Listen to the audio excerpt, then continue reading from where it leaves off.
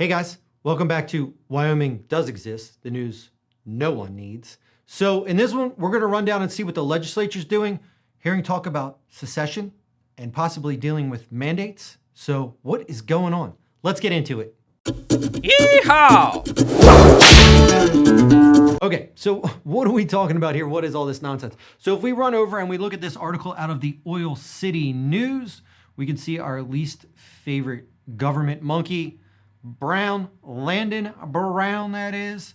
So he is arguing against our boy Chuck Gray.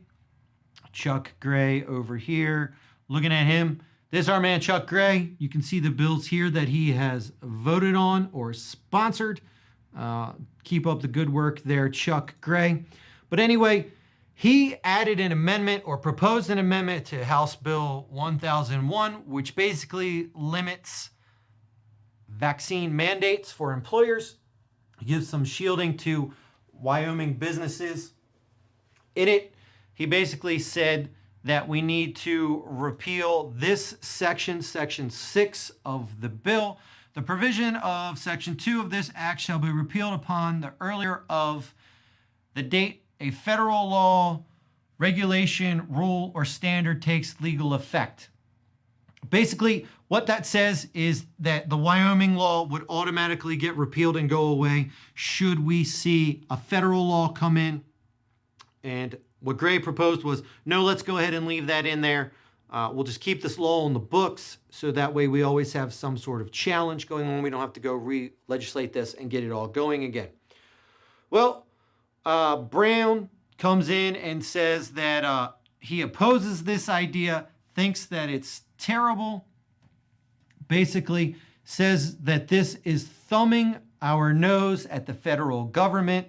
For us to pull out and say we don't care what the federal government says is akin to calling for secession. You know what? I think that's a fantastic idea. Let's absolutely do secession. So this kicked off this big debate. They go back and forth. Gray went on to add that, the supremacy clause in the Constitution should not really apply in this scenario, and that Brown's argument was invalid. So they kind of went back and forth. Now, we do have a legal expert on this show, so we're going to go ahead and bring him in. His name is Albert. Albert, what do you think about this? Who's right? Who's wrong? Give us the breakdown. Give us your professional opinion. What are we looking at here? Dave, thanks for having me. Yeah, long-time listener, first-time caller here, so super excited to be on the program.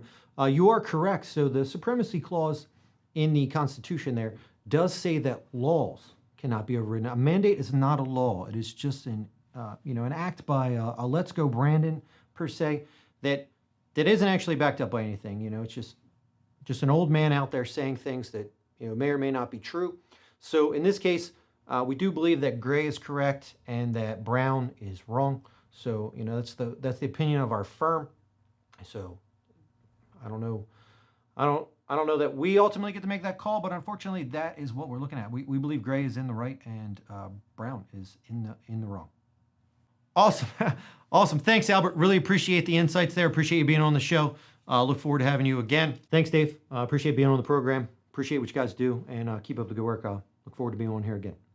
So a lot of guys went back and forth. The one guy that had a really great point, he had two really great points, and I really like him.